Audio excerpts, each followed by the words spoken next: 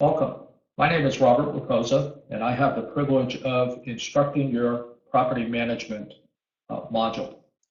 So if you look at SharePoint, there's a number of documents that I have provided to you. So what I want to do is I want to take just a few minutes and I want to look at the table of contents for the purpose of setting an expectation going forward. So I'm scrolling down to page number 2. We're going to start by talking accountability policy. Okay, I think it's important that we look at accountability versus responsibility. Okay, from there, we'll talk briefly regarding the assignment of responsibility, and then from there, we're going to progress into the management of GCSS Army, Global Combat Support System Army. The information that I'm conveying to you going forward, I'm approaching this from a commander's perspective. However, periodically, I may kind of interject the S4 into the mix to really talk about the Command Supply Discipline Program and some of the things that you may want to focus on going forward. So a little bit of policy, whole lot of GCSS Army.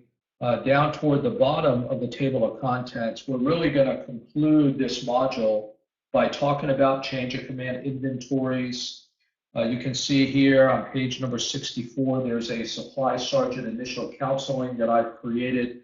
You're going to see by the time we look at that counseling, it's going to make better sense to you because a lot of the things that we would want them to do, predominantly you would want them to do as a commander, we've already covered within the confines of the system.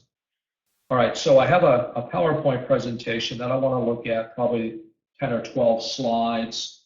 But before I do that, if the possibility exists, based on where you're physically located, if you're able to do so, my recommendation to you, print the guide. I have a printed copy of the guide, and that's how I'm going to use, or that's going to be my approach to facilitating this module. But what's going to happen is when you get into other lessons, predominantly those lessons that take you into GCSS Army, to heighten your learning experience, it's going to be a lot easier for you to watch the video and in turn look at the pages in the handout so you can see all of the steps that are included in that particular process. Again, I think that's going to automatically heighten your learning experience. All right, so having said that, I'm going to just open up the PowerPoint presentation. So basically, you look at your action condition standard, and we're focusing on the responsibilities that you would have as a company commander. References. I think at some point you should go out. I think you should download these references and make them a part of your professional library if you haven't already done so. All right, so now we kick this off on page number 3. And you can see we're in AR 735-5. Again, we're going to focus on accountability versus responsibility. Now, if we were gathered in the classroom, I would ask you this question. Why does the Army have property accountability problems?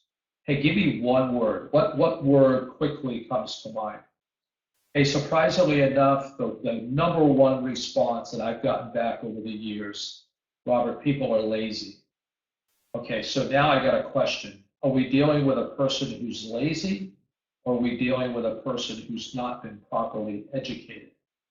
So really my goal here, my objective, is to make sure that your fundamental understanding is where it needs to be. Second to that, to empower you and to give you the tools to help you facilitate some of these issues going forward. So for example, one of the documents that I've created and I make available to you, and I'll bring it up a little later on in the lesson, is a developmental counseling. Hey, I'm challenging you to be that commander who focuses on the education and counseling of all the soldiers in your unit. That way they're able to meet your expectation. And we're going to talk about property accountability and how I think property accountability needs to be all-inclusive. There should be no single individual in your unit that says, I'm not going to participate in the process. I think that happens once again because people really don't understand the process And yes, lazy people who don't understand, they work hard to kind of avoid the work. All right, so having said that, look at page 3 and look at 2-7. So like the slide says, accountability is the obligation of a person. So as many times as I've read this definition, I still struggle. Hey, am I that person that that definition is referring to? In my opinion, the answer is no. If you look at the second bullet on this slide, it says, hey, it's an obligation officially assigned to a specific person. So that kind of helps me in my fundamental understanding of what it is that I'm reading. If I continue on to 2-10 on page number 3, I can see where we begin to talk about accountable officers as being that specific person. Hey, notice that the accountable officer is appointed in writing, right? Hey, the appointing authority will be the commander or the head of activity for which the property records are being maintained. So now we're at the battalion or brigade level. So commanders are not accountable for their unit's equipment. Let me say that again. Commanders are not accountable for their unit's equipment. Why? Because they're not appointed in writing to serve in one of these 3 capacities. A transportation officer, you can see entrusted in property or with property that's in kind of a shipping state. The example that always comes to mind are deployments. As I interact with transportation officers, because this is the one I struggle with the most, I hear, hey, Robert, this is happening at maybe the more senior level, maybe the field grade level, where we have units that are deploying, and now you have that transportation accountable officer who's dealing with those commercial carriers. So ultimately, we can get that container from one location to another. Hey, some of you that are watching this video have served in the warehouse. Maybe you served in the warehouse and there were periods whereby that quartermaster warrant officer, that stock record officer was unavailable, and now you had to kind of bridge that gap.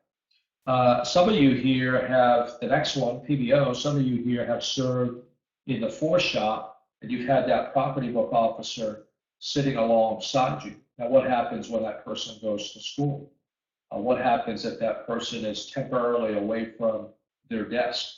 Now, this is where you have to understand that all of you meet the qualification to serve as an accountable officer. Commission, warrant, Department of Defense civilians, civilians proven to be qualified to serve in those capacities. And really, number 3 talks about enlisted personnel. However, understand, we're not going to rely on that sergeant or above unless we run into a situation whereby we don't have access to the commission, warrant, Department of Defense civilian. I personally, during my tenure, have never saw a non-commissioned officer serving in those capacities. All right, so from there, we're going to talk about responsibilities. Now, this is the focus, right? Because we only have certain people that are accountable. Everybody else is responsible. So I'm still on page number 3. I'm looking down toward the bottom. 2-8 says obligation of an individual to ensure government property, funds entrusted to his or her possession, command, or supervision, properly used, cared for, proper custody, safekeeping, and disposition are provided.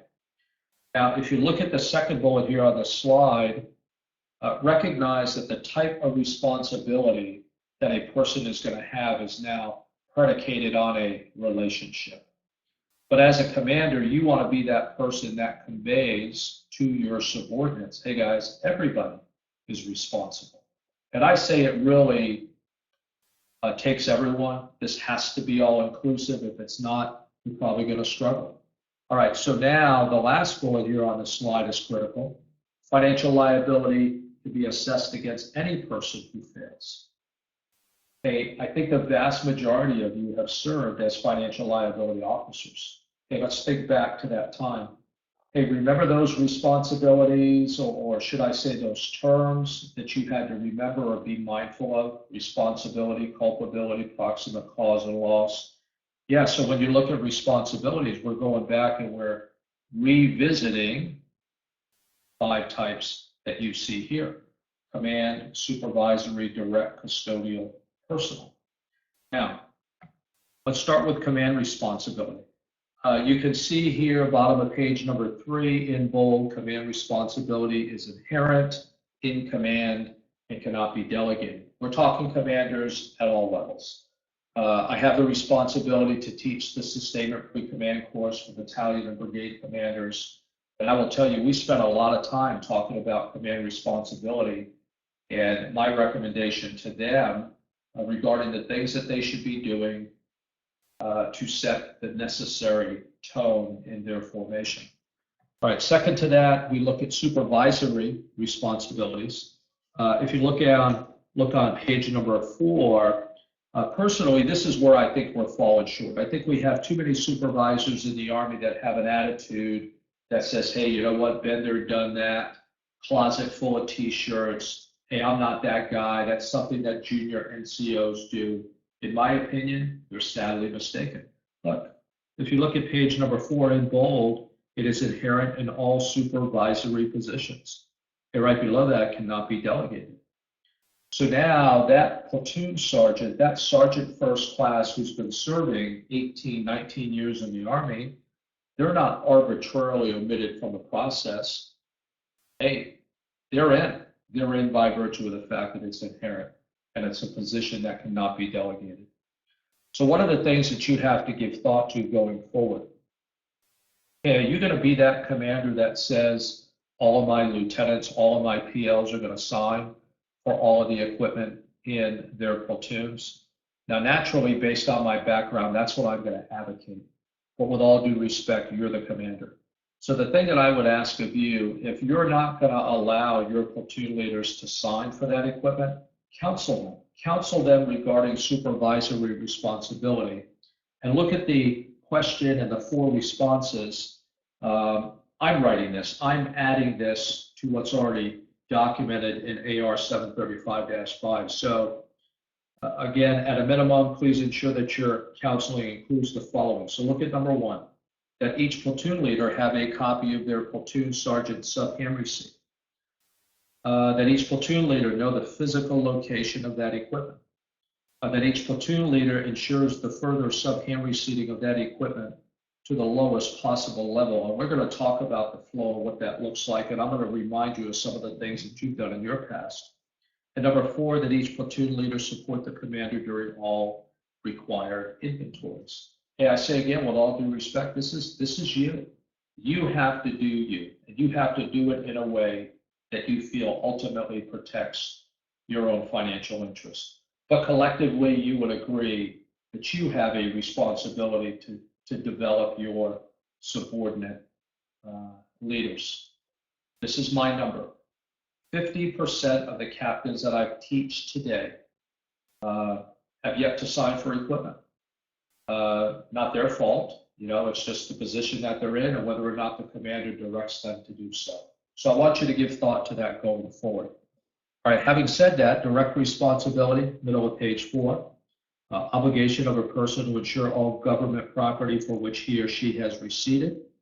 So now they're signing. And to do this well as a commander, you would have multiple people in your formation that are signed for the same piece of equipment. And that really ties into the flow of accountability that we'll talk about in a follow-on lesson. All right, from there we talk about custodial responsibility. You can see here obligation of an individual for property in storage awaiting issue or turn-in. We're going to target that supply sergeant. We're going to target those supply clerks and the responsibilities that they have. Again, supply sergeant counseling I've created. I make that document available to you. And naturally, my hope would be that all of you are introduced to that rock star supply sergeant, because collectively you would agree they're going to make life a whole lot easier for you. Some of you have been introduced to the rock star. Others of you have been introduced to that supply sergeant who is very much subpar. At the end of the day, this is all about you as a commander, and this is all about you doing everything that you can possibly do to make sure that your own financial interest is protected. And I say that because going forward, I'm going to provide you with other documents that I think are going to do a really nice job in protecting what it is that you're trying to achieve. All right, having said that, the last responsibility, personal. Hey, notice personal responsibility ends by saying with or without receipt. So that means that at the end of the day, everybody in your unit is personally responsible. Now, do they know that? I don't know. Are they educated? Have they been counseled? Because the last thing I think that we would want to do as leaders is to make any assumptions. So now, before I show you the counseling, on page number 5, and this is how we're going to bring this particular lesson to a close, we're going to talk about assigning responsibility for property. And we're going to do this within the confines of GCSS Army. If you look at the third bullet here on the slide, which is right below the lower portion of page number 5, herein lies the flow of accountability. Okay, no restriction on the number of times property can be sub-hand receipted, but should not exceed from the commander to the supervisor to the user. I want to remind you of what you've done in your past for those of you that had the responsibility to sign for equipment. The very last bullet is critical. Hey, the way by which we're going to assign responsibility for property, at what point is it appropriate to leverage that manual DA Form 2062? I say we should be leveraging everything coming out of the system, but we have to have conversations about cases where we may have to revert back to legacy type processes. All right, so this is where we're going to bring this particular lesson to an end. When we come back, what we're going to do is we're going to start to get into GCSS Army. So for those of you that have never been exposed to the system, I want to start by talking about system descriptions, talk about language bridging. You're actually going to watch me within the next lesson go into the system, and I'll talk through what it is that I'm doing. We'll talk about transaction codes and what all of that means to yourself as a commander. And then again, if you have a printed copy of the handout, it's going to be a lot easier for you to follow along because you're doing nothing more than watching the video and following along in the handout. We're not focusing naturally on the buttonology. We're just focusing on the management of the process as a commander. Now, everything that I show you, really it becomes your responsibility as to whether or not you're going to leverage those processes going forward. All that I'm trying to do in the end is just empower you from that perspective. All right, so enough said. This concludes this lesson, and I'll see you guys back in just a few.